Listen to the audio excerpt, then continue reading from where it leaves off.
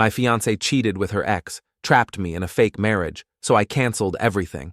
And what I revealed in court made her perfect world collapse. I, a 31-year-old male, met my ex-fiancée, a 29-year-old female, let's call her Katie, about 4 years ago at the sports bar I manage. Yeah, I know what you're thinking, manager at a sports bar, not exactly a fancy career, but I actually love my job. I started as a bartender right after college with a business degree that I never really used. Laugh out loud. I worked my way up, and now I run one of the most successful locations in our chain. We do great business, have awesome regulars, and my staff actually likes working here, which is rare in this industry. Katie was this super successful real estate agent, the kind who posts those "I just sold another $1 million property" humble brags on LinkedIn every week. She came in one night with this group of friends from high school, all of them crazy successful on paper.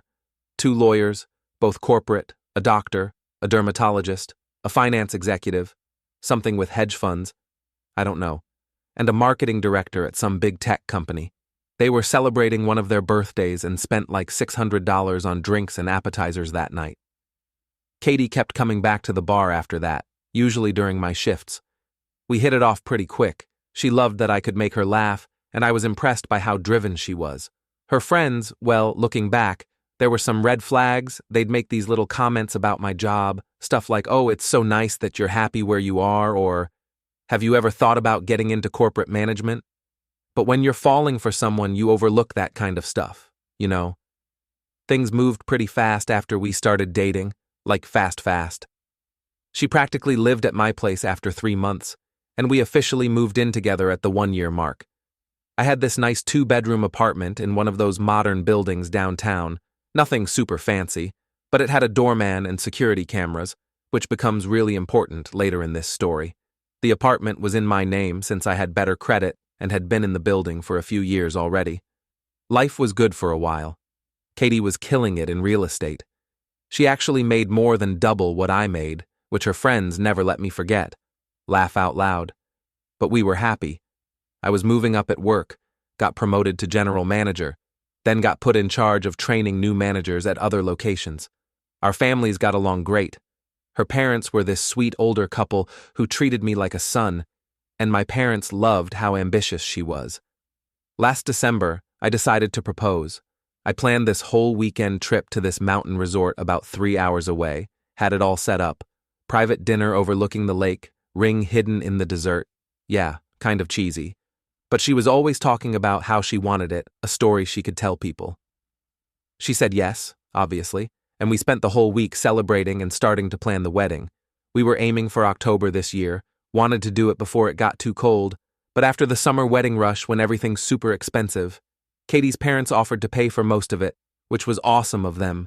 They put down like $40,000 in deposits for this fancy venue, catering, flowers, all that stuff. This becomes important later too. That's when things started getting weird. Katie's friend group suddenly had to be involved in every single decision about the wedding, and I mean every single decision. The color scheme had to be approved by all of them. The menu had to accommodate all their dietary preferences. The seating chart had to make sure they were all at the best table. It was exhausting, and their comments about my job got worse. They'd say stuff like, "Katie, are you sure you want the wedding at 6 p.m.? Won't OP have to work? Or maybe we should do wedding dress shopping on a Tuesday since that's probably a slow night at a sports bar." Just constant little digs, you know. But Katie never stood up for me. She'd either laugh it off, or worse, agree with them. I started noticing other changes too. Katie was working later and later, always had these emergency showings that would pop up at weird times. She changed her phone password, started keeping it face down all the time, classic cheating behavior, right? But I trusted her. Or I was stupid. Probably both. So at my bar, we have this regular customer, Sarah, not her real name, obviously, who comes in for trivia nights every Wednesday with her work friends. Been coming for years, always tips well, never causes problems. She's one of those customers you're actually happy to see walk in, you know? She works in HR or something. Super nice lady, probably mid-30s. This particular Wednesday, Sarah's acting weird as hell. She keeps looking at her phone, then at me, then back at her phone between trivia rounds. She barely talks to her friends, which isn't like her at all. She's usually super competitive and into the game. Finally, During a break, she waves me over and asks if we can talk privately. I figure maybe there's an issue with one of the other customers or something work-related. We have this small office near the kitchen where I do paperwork, so I take her there. She looks really uncomfortable, like she's about to tell me someone died. "I wasn't sure if I should tell you this," she starts, fidgeting with her phone case, "but I would want someone to tell me if it was my relationship. Turns out, Sarah's sister, Jenny, works at this super fancy salon downtown, the kind where haircuts cost more than my rent. That morning, Katie had come in for highlights. Apparently, she'd been going to Jenny for about a year, always booking appointments when I'd be at work. This time, Katie spent the entire appointment, we're talking like 2 hours, on the phone with someone she kept calling babe and baby. Jenny could hear everything because, well, when you're doing someone's hair, you're right there. Katie was laughing and making plans for some weekend getaway, talking about how her idiot fiancé, yeah, that would be me, would think she was at a real estate conference. Now I'm standing there trying to process this, right? Part of me wants to deny it. Maybe it was a girlfriend she was talking to. Some women call their friends babe, right? But Sarah's not done. She pulls out her phone and shows me this Instagram story her sister sent her. It's from this fancy restaurant about 2 towns over, someplace called Lawn, or something pretentious like that. The story is posted by some random person celebrating their engagement, but in the background of their champagne toast photo, clear as day, there's Katie cuddled up with some guy in an expensive suit. This was from the previous Friday when she told me she was having a girls' night with her friends. My hands were shaking so bad I could barely hold the phone.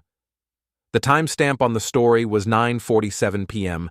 at 9:52 p.m. That same night, Katie had sent me a selfie of her at home with face masks with her friends. She had literally staged a fake girls' night photo to cover her date. I thanked Sarah. Like, what else do you say to someone who just blew up your entire life? She apologized probably 20 times, kept saying she felt terrible. I told her she did the right thing, comped her group's tab for the night, my owner is cool about stuff like that, and went back to work. Had like 5 hours left in my shift, just running on autopilot, my mind racing. Instead of confronting Katie right away, I decided to do some digging. We had this shared iPad at home that we mainly used for watching Netflix in bed. Katie had logged into her iCloud on it when her phone was getting repaired a few months back, and I guess she forgot about it. That night, after my shift, while she was sleeping at her friend's house, yeah, right, I opened the iPad. Holy cow, there were hundreds of messages between her and her ex, Michael, fake name. This wasn't some random affair. They'd been hooking up at this fancy hotel near his office for months, like since February. The messages were graphic. I'll spare you the details. But it wasn't just physical stuff. They were making fun of me, planning their future together, talking about how they'd do it right this time. The worst part? All her friends knew. Every single one of those successful professionals was actively helping her cheat. The group chat was full of them giving her advice on how to hide it better, making jokes about my job. At least Michael can afford a real restaurant, not just bar food, coaching her on what to say if I got suspicious. They were actually telling her to wait until after the wedding to leave me because she'd get more money in the divorce.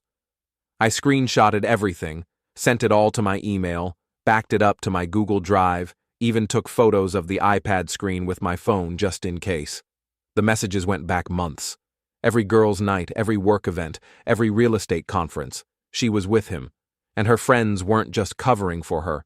They were actively helping plan these meetups. There was even a message from the night I proposed, while I was nervously waiting for our dinner reservation, practicing my speech in my head. She was texting him, "Don't worry, baby. This doesn't change anything. It's just business. You're the one I really love." I didn't sleep that night, just sat in our living room reading through 4 months of lies, trying to figure out how someone could be so cruel. How do you sleep next to someone every night, plan a future with them, while actively plotting to destroy them? The next evening, when she came home from showing houses, another lie, the messages showed she'd been at his place. I was ready. I didn't yell, didn't cry, just handed her the iPad, opened to their messages. So there I was, sitting in our living room. When Katie came home around 7 p.m., she bounced in, all happy, talking about how she showed 3 houses today. Narrator, she did not show any houses that day. I let her ramble for a minute while she put her stuff down. She even had the nerve to ask what I wanted to do for dinner, like everything was normal. I'd spent the whole day rehearsing what I was going to say, but when the moment came, I couldn't even speak. I just handed her the iPad, already open to her messages with Michael. She tried playing it cool for about 2 seconds, going, "What am I supposed to be looking at?" Then she saw the date on the messages and literally dropped the iPad on our coffee table. You guys ever see someone's face just change, like their whole mask just drops? That's what happened. She went from confused to panicked to angry in like 5 seconds flat. She started screaming about how I invaded her privacy and had no right to look at her messages. Like, seriously, that's what you're worried about? I stayed quiet. Thank God for bartender experience and keeping your cool. Just kept scrolling through messages while she freaked out. Got to the ones from the night I proposed, handed her the iPad again. "Read that one out loud," I said. She wouldn't. She started crying instead, but not sorry crying. This was full-on manipulation crying, you know, the type where they're trying to make you feel bad for catching them. She kept saying it was just a mistake and didn't mean anything, and how Michael was her past, but I was her future. Spoiler alert, according to the messages I'd read, I was her meal ticket until she could divorce me for more money. Here's the best part. She actually tried to blame me. Said I was emotionally unavailable because I work nights at the bar. Said she was lonely and Michael understood better because they came from similar backgrounds. Then dropped this gem. "If you hadn't gone through my private messages, we could have been happy." That's when I lost my cool a bit. Not yelling, but definitely not calm anymore. I asked her if we could have been happy while she was letting her friends plan our wedding and her divorce at the same time. Asked her how many of our special moments she'd ruin by texting him right after. Our engagement, holidays, birthdays. There were messages to him within hours of every single one. She switched tactics fast, faster than a politician during election season. Suddenly, it was all but the wedding deposits, and my parents already paid for everything. And what will people think? Not one word about actually being sorry or loving me, just worried about money and appearances. I told her the wedding was obviously off and gave her 30 days to move out, made sure to say as per our state's tenant laws, because I'd Googled that stuff during the day. Even though she wasn't on the lease, she'd lived there long enough to have tenant rights. I was pissed, not stupid. That's when she pulled out her phone. I figured she was calling her mom or something. Nope. She was texting the group chat. "Remember those successful professional friends?" Yeah, she was calling in the cavalry. "You're going to regret this," she said, typing away. "You have no idea who you're messing with." I actually laughed. Like, what was this, a bad mob movie? Told her she had 30 days to get her stuff and get out, and I was going to stay at my buddy's place tonight to give her space to pack if she wanted to start now. I started packing a bag with some clothes and stuff for work tomorrow. She was still typing away on her phone, crying but also kind of smirking. Should have been my first warning that something was really wrong. I was almost to the door when she said, "They're already on their way. You should wait to hear their side of this." Now, I'm not a small guy. I work at a bar. I know how to handle myself if things get rowdy. But something in her voice made the hair on the back of my neck stand up. I decided to start recording on my phone just in case. Thank God I did. I made it about halfway to my car when I saw them pull into the parking lot. All 5 of her friends in 2 separate cars. The 2 lawyers, the finance executive, the doctor, and the marketing director. They weren't dressed for work anymore. Looked like they'd all come straight from the gym or something, and they did not look happy. So there I am in the parking lot. 5 angry women getting out of their cars, and Katie watching from our apartment balcony. My phone's recording in my pocket, again. Thank God for that decision. And I'm trying to decide whether to go back inside or try to get to my car. Before I can decide, Hannah, the finance exec, starts screaming about how I'm an abusive piece of garbage and how they're not going to let me hurt Katie anymore. Like what? The other 4 are spreading out around me, and I realize they're trying to block my path to both my car and the building's entrance. Rachel, lawyer number 1, pulls out her phone and starts recording, saying really loudly, "We're just here to help Katie get her things safely. No one wants any violence." Meanwhile, Jessica, lawyer number 2, is texting something and grinning like this is all some big joke. The doctor, Maria, and marketing director, Ashley, are just standing there, looking nervous but trying to act tough. I keep my voice super calm, hold my hands up where they can see them, and say, I've given Katie 30 days' notice, as required by law. I'm leaving for the night to give her space to pack. Please don't make this situation worse. That's when Hannah decides to get in my face. She's screaming about how they know all about my abuse and how they're not letting Katie stay another night with a monster like me. I'm literally backing away, still got my hands up, saying, there's security cameras everywhere, and I'm recording this. Please just let me leave. Looking back, mentioning the recording was my big mistake.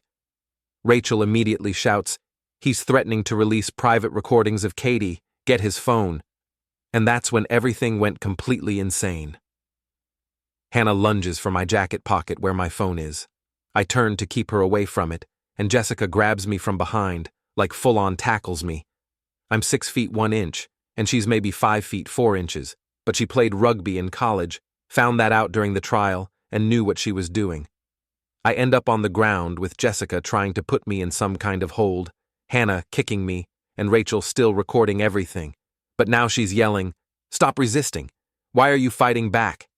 Maria and Ashley are just watching, looking scared but not doing anything to help. I'm trying my hardest not to fight back because I know how this looks. Big guy versus smaller women, just trying to protect my head and not hurt anyone.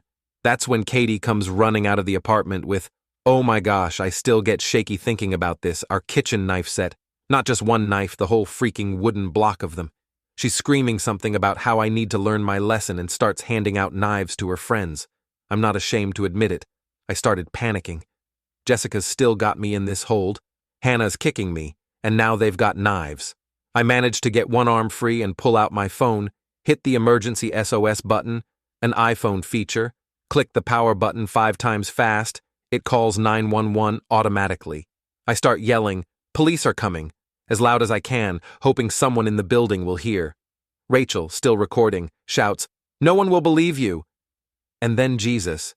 Hannah stabs me, like actually freaking stabs me, in the arm, not deep because I jerked away, but enough to need 12 stitches later. There's blood everywhere, and I guess that freaks out Maria and Ashley because they start backing away. The next minute or two is a blur. I remember Katie screaming, finish it, from somewhere behind me. I remember Hannah trying to stab me again while Jessica's yelling, hold him still. Then there's sirens, lots of them, and suddenly the parking lot is full of cop cars. Thank God. One of my neighbors had seen what was happening and also called 911, so they knew it was serious. Cops arrived with guns drawn, ordering everyone to drop the weapons. Hannah and Jessica try to run but don't make it far, Rachel still recording and refusing to drop her phone until a cop tackles her. The best part? Katie standing there with a knife block, screaming about how I attacked them, and they were just offending themselves. Meanwhile, I'm bleeding all over the parking lot, clearly not fighting back, and everything's on at least 3 different cameras, my phone, building security, and Rachel's dumbass live stream. The next few hours are kind of a blur, ambulance ride, emergency room, police interviews, lots of photos of my injuries. Turns out, besides the stab wound, I had 2 broken ribs, a concussion, and basically looked like I'd gone 10 rounds with a UFC fighter. But here's the real kicker. We found out later that while I was in the ER, these idiots were at the police station, literally arguing with the cops about getting their phones back so they could delete some personal stuff. Rachel, yes, a freaking lawyer, actually said, if you look at our group chat, it will be misinterpreted. The next few days after the attack were absolutely insane. I spent that first night in the ER getting stitches and treatment. Pro tip, when the nurse asks you your pain level and you say like 4 or 5 while having broken ribs, they just assume you're being a tough guy and give you the good painkillers anyway. Laugh out loud. While I was getting patched up, this victim advocate from the DA's office shows up. She starts explaining all this legal stuff, but I'm high as a kite on whatever they gave me for pain. The one thing I remember clearly is her saying, this is the most clear-cut case of premeditated assault I've seen in years. She had no idea how right she was. Meanwhile, Katie and her psycho squad were having their own fun night at the county jail. Found out later they were all put in separate cells because they wouldn't stop trying to coordinate their stories. Rachel, lawyer number 1, kept demanding her one phone call like this was a TV show. Jessica, lawyer number 2, tried to pull the "do you know who I am" card. Hannah, the one who stabbed me, apparently had a full meltdown when they took her designer jacket as evidence, because it had my blood on it. Here's where it gets good. Remember how I mentioned Rachel was recording everything? She was actually live streaming to their private Instagram group. The cops got a warrant for all their phones and social media. They found everything, not just the attack, but months of them planning stuff like this. The group chat was a freaking goldmine. These sophisticated professionals had literally written out their plan. Wait for Katie to provoke me into getting mad. Record me being abusive, also known as defending myself. Edit the videos to make me look bad. File false domestic violence charges. Get me arrested and evicted from my own apartment. Help Katie move in with Michael, her ex, while I was in jail. Wait for the wedding date to pass. Have Katie file for divorce claiming emotional distress. Use the edited videos to get a bigger settlement. They had it all planned out like some kind of psycho PowerPoint presentation. There were even messages about which angles would be best for filming and who would do what. The best part? They were using their work phones. These geniuses used their corporate phones to plan an assault. But wait, it gets better. 2 days after the attack, while I'm still in the hospital, Katie shows up at my work. She starts telling my staff and customers that I'm abusive, that I attacked her friends, that everyone needs to know the truth about me. My assistant manager, shout out to Dave, you're a real one, got it all on security cameras and called the cops. She did this 3 more times before the cops finally arrested her for violating the emergency restraining order they had put in place. Each time she'd bring a different friend, Maria and Ashley, who weren't in jail, to witness her telling her story. They filmed it too, probably thinking they were gathering evidence. Spoiler alert. Those videos ended up being used against them instead. Then Michael, remember him, the lawyer boyfriend, gets involved. This genius starts sending threatening emails to me and the cops who arrested his girlfriend's friends. We're talking full-on movie villain stuff. You don't know who you're dealing with, and I have friends in the DA's office, and this will all go away if you drop the charges. He sent these from his law firm email. A licensed attorney threatening a victim in law enforcement from his verified work email. The DA's office was practically salivating when they got those. About a week after the attack, their high-powered defense attorneys show up for the bail hearing, looking like they just walked off a TV show set, all confident and smug, talking about their clients' stellar reputations and community standing. The judge was this older guy, looked like he was about to fall asleep during their whole speech. Then the prosecutor stands up and just starts dropping bombs, full security footage from multiple building cameras, my phone recording, Rachel, live stream, the group chat messages, screenshots of them Googling things like how to make self-defense look real and what happens if you stab someone in self-defense, the threats from Michael, Katie's harassment at my work, medical records showing defensive wounds only, witness statements from neighbors, the knife with Hannah's fingerprints, and my DNA. The judge's face, oh my gosh. He went from sleepy grandpa to stone-cold fury in about 2 seconds. Set their bail at $500,000 each. Hannah, Jessica, and Rachel had to surrender their passports and wear ankle monitors because they were considered flight risks. Apparently, they all had international accounts and properties. Maria and Ashley, the ones who didn't participate in the actual attack, got lesser charges and lower bail, but still had to wear monitors. Katie got hit with conspiracy charges and had to surrender her passport too. But the real bombshell dropped about 2 weeks later. Ashley, who had been spiraling since the attack, finally cracked. Her lawyer contacted the DA's office, saying she wanted to make a deal. Turned out she had another group chat that the others didn't know about, where they'd been even more explicit about their plans. She had voice messages from Katie talking about how they'd practiced the attack in Maria's home gym, videos of them discussing how to make it look like self-defense, messages about how they chose my apartment specifically because they knew where the security cameras were and thought they could use the footage to their advantage. The best part? She had a video of them all celebrating at some wine bar after Katie got engaged, planning how they'd help her get a better divorce settlement by setting me up.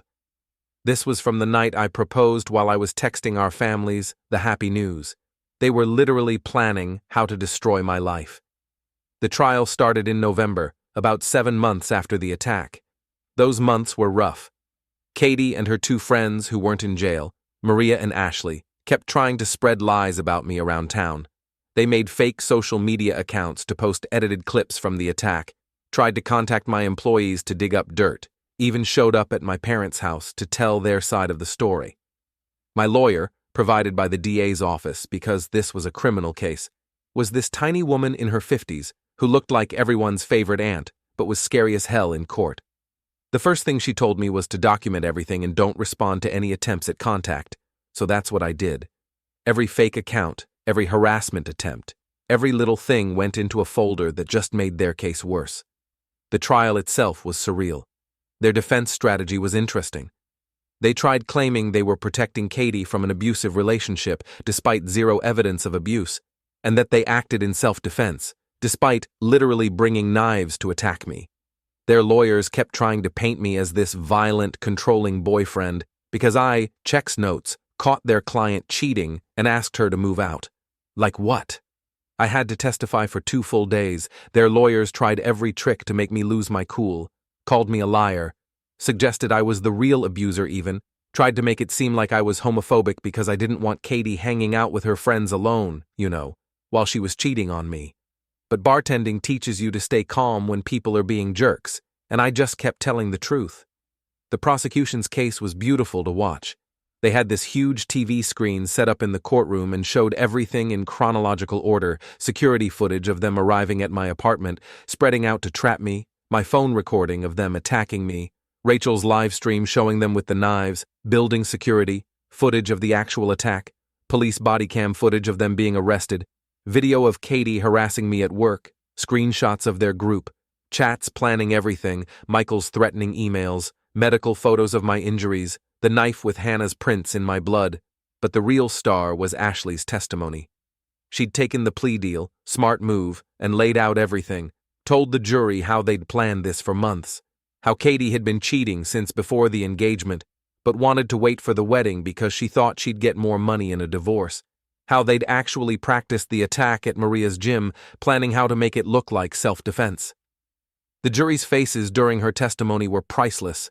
These weren't just some friends who got carried away protecting their friend. This was a calculated plan to set me up, get me arrested, and help Katie scam me in a divorce. Then Katie took the stand to defend her friends. Stupid move. Holy cow, what a disaster. The prosecutor let her talk herself right into a confession. She starts out all tearful about how scared she was of me despite zero evidence and living with me voluntarily. Then she gets mad when they show her messages planning the attack, starts yelling about how I deserved it for going through her iPad. The worst part? She accidentally mentions that Michael, remember him, the lawyer boyfriend, had helped her write the fake police report about me being abusive. On the stand. Under oath. The prosecutor's eyes lit up like it was Christmas morning. Their defense fell apart after that.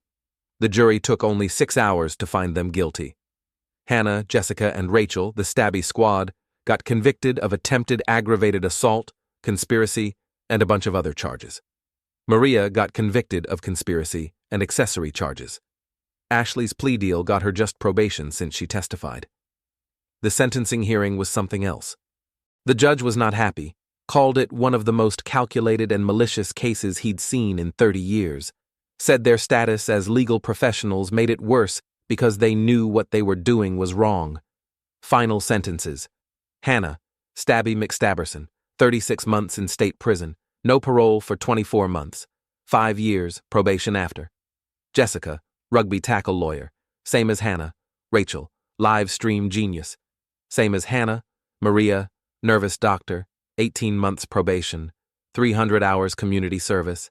Ashley took the deal, 12 months probation, testimony against others. Katie still waiting for her separate trial, but took a plea deal. More on that in the final chapter. Michael? Oh boy, wait till you hear what happened to him. They all lost their professional licenses. The lawyers got disbarred, duh. The doctor lost her medical license. The finance exec lost all her certifications. Their fancy careers? Gone. Their reputations? Destroyed. Their freedom? Gone for 3 years.